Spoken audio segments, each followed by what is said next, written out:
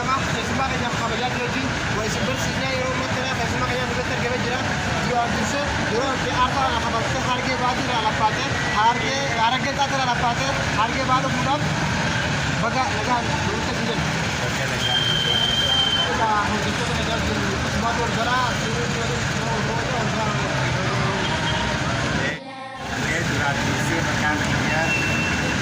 Rosa Abdul Jama Anata Magala Badesati Akasuma Amira Magala Ibu Magala Badesada Amma kan argamnu akkuma agartan Magala Harari obboleeyyan kiyya kana daawwachuudhaaf dhufe obboleeyyan kiyyallee haala gaariin simannaa naa godhanii yeroo ammaa kana isaanii wajjiniin argamu. Amira dargaggoo magaalaa Badessaa hargeen baatu lakkoo beekamu hargeen isaa eeggisa garaagarummaa qabdi meeqa gisee wanni haaraa isa kana biyya isa kana biyya waajjiroo meeta mee wanni haaraa inni amata bara haaraa kana ta'eeffachuu irratti wanni haaraa isa akka wanni biyya bara haaraatiin interviyuu miidiyaa isa kana keessa irratti argonnaa kun keessatti hedduu takka gammachuu guddaa dandagaama amma sirra caalatti ya amata arwah kana siwaj dabarsu motilen hedduu na gammachiisa akkuma wanni ergamtu yaasni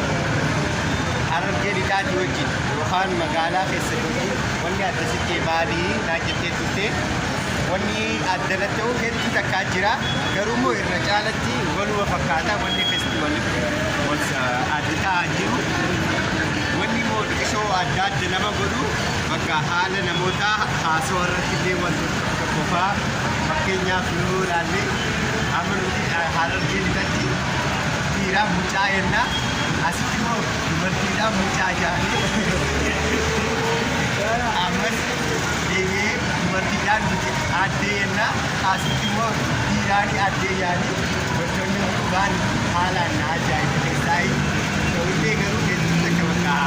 jaallatama magaalaan jiru kun magaalaa Hararii magaalaa godina Harargee Baalee fi naannoo Hararii ammas wanni hedduutas nama jiru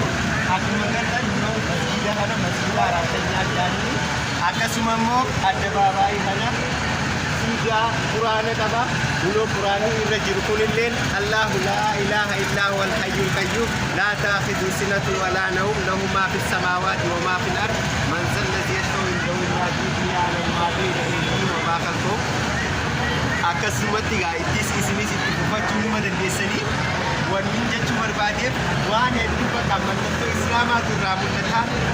biyya musliimaa ta'uu illee nama agarsiisa hedduu bakka barbaadu yeroo seentu wanni si mul'atu wanni argitu kana maashaallah waan hedduu das jiru mallattoo islaamaa kana biyya biraa keessatti hin argitu garuu magaalaa tana keessatti immoo mallattoo islaamaa qofa argita bakka deemtu hundattuu immoo masgiida bakka hundattuu argita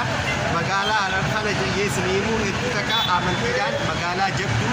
magaalaa duriitiinis keessatti cimee Harar keessatti akkuma taa'een hara kursimillee deemee ture warri achiittillee hedduu takka babbareedanii maashaallaadha hedduu nama gammachiisa ilaa dubbii achiittillee bakka nafuudhi jaawakka bira dabruu hin dandeessu garuu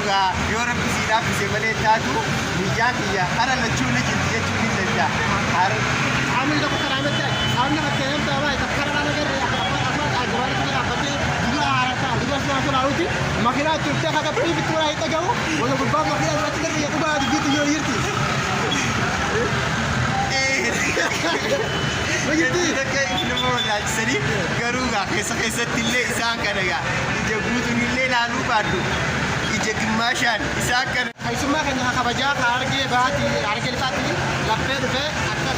جا كيسني أما كذا كذا والواحد لك الرابطي جدي جدا أزمات جا سوين شو أكتر شايل كنا ليا كسبسكرايب لايك نوبتن أسمان خبجات إسرائيل ميرا واحد لك كنا سبوتن أبدا تجي لو ناك وتيجا برا حاراني بقى سنتي أجا وانا أرا وانا كجولي أرجعين نجا فيا كم كنا ورا كيبره أكتر غيرت اللي كذا جرات اللي رب نبأ شوكا والسلام عليكم ورحمة الله وبركاته. السلام عليكم ورحمة الله وبركاته. بليك يا channel chaanaala keenya foormii show yookaan subscribe namoonni godhaadha. Chaanaalli kun waa hedduu qaba, hedduu nama bohaarsaa, dargaggoota hedduu isiniif baasa, namoota hedduu kawaarreen taalentii qabanis gama ispoortiinis ta'e gama walaloonis gama dandeettii adda addaatiin warreen dandeettii adda addaa qabdan chaanaala kanarratti dhuftanii dandeettii keessan ibsachuu, dandeettii keessan mul'isuu dandeessanii gama kaan immoo chaanaala kana akka namu subscribe godhuuf bakka jirtanii namu subscribe godhaadha. Chaanaala kana waliin taanee haa guddisuu isiniin jedha. Assalaamu alaikum wa rahmatullahi wa barakaatuh. Galatoomaa.